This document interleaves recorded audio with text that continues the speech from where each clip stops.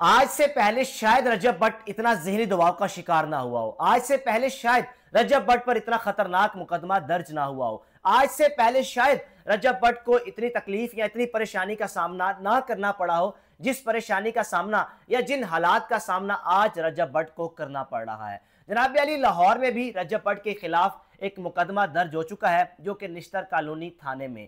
अब जनाब ये भी सर्कुलेट कर रही है वीडियोस कि रजब भट्ट इस वक्त पाकिस्तान नहीं बल्कि सऊदी अरब में मौजूद हैं, लेकिन अभी तक रजब भट्ट की जानिब से किसी भी किस्म की कोई तस्दीक या कोई वीडियो स्टेटमेंट सामने नहीं आया कि मैं पाकिस्तान छोड़ चुका हूं या फिर पाकिस्तान में ही हूं। रजब भट्ट ने 3 दिन बाद अपने इंस्टाग्राम पर एक स्टोरी लगाई है, जिस स्टोरी का जिक्र आपके सामने करूंगा और बताऊंगा कि वो स्टोरी थी क्या। और 3 दिन से रजब भट्ट का कोई व्लॉग भी सामने नहीं आया। हालांकि जब से रजब भट्ट यूट्यूब पर वीडियोस बना रहे हैं, कभी भी रजब भट्ट ने अपना व्लॉग मिस नहीं किया। हाँ, अगर किसी दिन कोई व्लॉग मिस हो भी जाए तो अगले दिन वो 2 व्लॉग्स लगा देते हैं ताकि कोई व्लॉग मिस ना हो, यानी कि 30 के 30 दिन रेगुलर बेस पर व्लॉग्स अपलोड हो। अब जनाब 3 दिन हो गए हैं, रजब भट्ट का किसी भी किस्म का कोई व्लॉग सामने नहीं आया और यह भी नहीं मालूम कि वाकई रजब भट्ट पाकिस्तान छोड़ चुके हैं या फिर वो वीडियो पुरानी है। लेकिन आजकल जो वीडियो सोशल मीडिया पर वायरल हो रही है या जो सर्कुलेट कर रही है, उन वीडियोस में देखा जा सकता है कि रजब भट्ट अकेले बैठे हुए हैं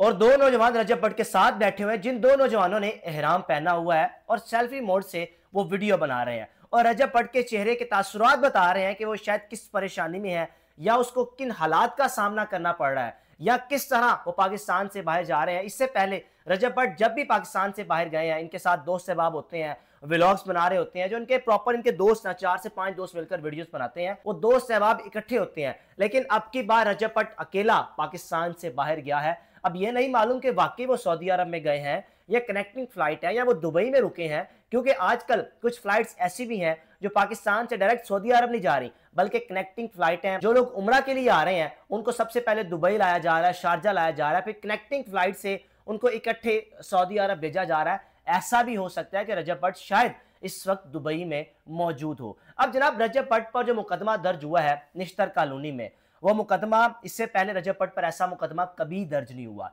इससे पहले रजब भट्ट पर शेर का मुकदमा दर्ज हुआ, असले का मुकदमा दर्ज हुआ जो कि बगैर लाइसेंस था, और रजब भट्ट पर मसीही बरादरी ने मुकदमा दर्ज करवाने का फैसला किया, लेकिन वो माफी मांगने के बाद मसीही बरादरी ने स्टेप डाउन किया और माफ कर दिया। इससे पहले रजब भट्ट पर 295A का मुकदमा दर्ज हो चुका है। फिर उसके बाद जो मियां बिलाल एडवोकेट साहब हैं, उनके साथ बैठकर मामले को रफा दफा किया गया और वो मुकदमा वापस लिया गया, जिसमें 295 मुकदमा था कि नमाज की तौहीन की गई। अब जनाब जो 295C मुकदमा है, अल्लाह ताला माफ करे, यह मुकदमा किसी पर दर्ज ना हो और किसी की इतनी हिम्मत ही कैसे हो पाकिस्तान में रहते हुए कि वो ऐसी हरकत करे कि उस पर 295C मुकदमा दर्ज हो। नाउजुबिल्लाह 295C जो कि तौहीन रिसालत की दिफात में आता है ये मुकदमा। अब जो मुकदमा ये दर्ज हो चुका है निश्तर कॉलोनी में, अब इस मुकदमे का रजब भट्ट को सामना भी करना पड़ेगा। लेकिन मेरी लोगों से गुजारिश है, तमाम लोगों से गुजारिश है कि आपको कानून हाथ में लेने की इजाजत किसी ने भी नहीं दी।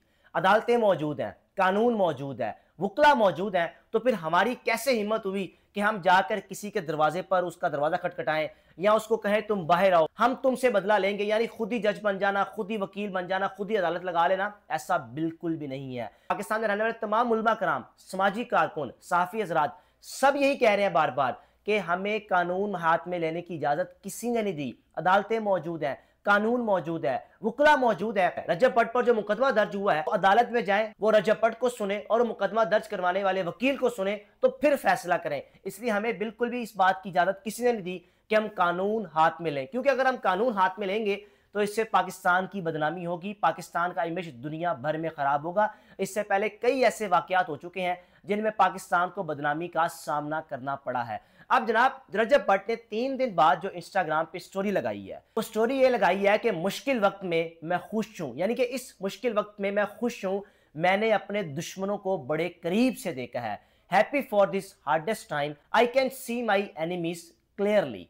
कि अब जनाब रजब भट्ट का इशारा किन की जानिब है, रजब भट्ट के दुश्मन कौन है, रजब भट्ट किन को कहना चाह रहे हैं कि मैंने अपने दुश्मनों को बड़े करीब से देख लिया है, ये वो जानते हैं या अल्लाह ताला की ज़ात बेहतर जानती है। अब ये भी नहीं मालूम कि वाकई रजब भट्ट पाकिस्तान छोड़ चुके हैं या उनकी पुरानी वीडियो है या पिछले साल की वीडियो है, ये वो खुद ही बता सकते हैं। लेकिन मेरी भी रजब भट्ट उनकी फैमिली से गुजारिश है कि जनाब अली आपको फेम मिल चुका है, पाकिस्तान में आपके पास शोहरत है, शोहरत हासिल करना भी मुश्किल काम है और साथ ही साथ शोहरत को संभालना इससे बड़ा मुश्किल काम है, क्योंकि जब आप मशहूर हो जाते हैं, आपकी लाखों में फैन फॉलोइंग होती है, आपको लाखों की तादाद में रोजाना लोग सुनते हैं, तो आपका एक एक लफ्ज बड़ा कीमती है। आप जो बात करेंगे लोग उसको गौर से सुनेंगे। आपके जो चाहने वाले हैं, जो आपके फैंस हैं, हो सकता है वो इस बात पर अमल भी करें, लेकिन आपने जो 295C या 295 एक आपने व्लॉग में खुलकर इजहार किया कि मुझ पर मुकदमा दर्ज हो चुके हैं, मेरे उस्ताद पर भी हुए थे, मेरा बॉस, मेरा जो मैं उसका शागिर्द हूं उस पर भी हुए थे, तो मुझ पर भी हो गए, तो कौन सी बड़ी बात है।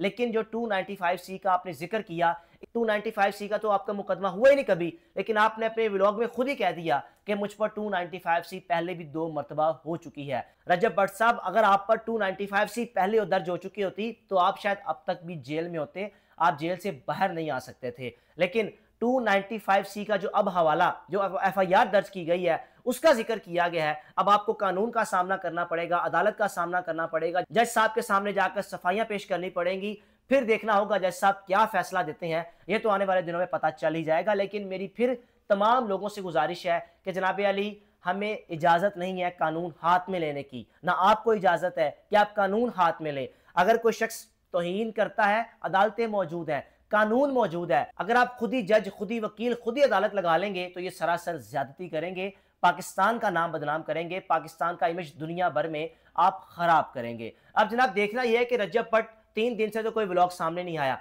इनका अगर कोई व्लॉग आता भी है, कहां पर आता है? मक्का मदीना में आता है या दुबई में आता है या कहां पर आता है? ये तो चंद घंटों में या चंद दिनों में पता चल ही जाएगा। लेकिन फिलहाल जो इस वक्त मुश्किल वक्त रजब भट्ट पर है, इससे पहले रजब भट्ट पर ऐसा मुश्किल वक्त कभी नहीं आया, क्योंकि इससे आगे कोई चीज रह ही नहीं जाती, इससे आगे कोई चीज है ही नहीं। 295C के बाद क्या रह जाता है? यानी कि इससे पहले जो कि असले वाला मुकदमा था और नमाज की तौहीन का था, मसीह बरादरी के हवाले से था, वो मुकदमा तो एक तरफ रह गए। लेकिन जो ये मुकदमा है, इससे आगे या इससे बड़ा मुकदमा तो पाकिस्तान में कोई हो ही नहीं सकता। अपनी राय का लाजमी इज़हार कीजिएगा कि आप इस सारी कंट्रोवर्सी में आप क्या सोचते हैं और आपके ख्याल से आने वाले दिनों में रजब भट्ट अपने व्लॉग में क्या कहेंगे, क्या इनका व्लॉग कहां से आएगा, या किस तरह रजब भट्ट इस सारे मामले से निकलेंगे और कब अदालत में पेश होंगे और कब जज साहब के सामने जाकर अपनी सफाई पेश करेंगे। अपने मेजबान को इजाजत दीजिए। अल्लाह हाफिज।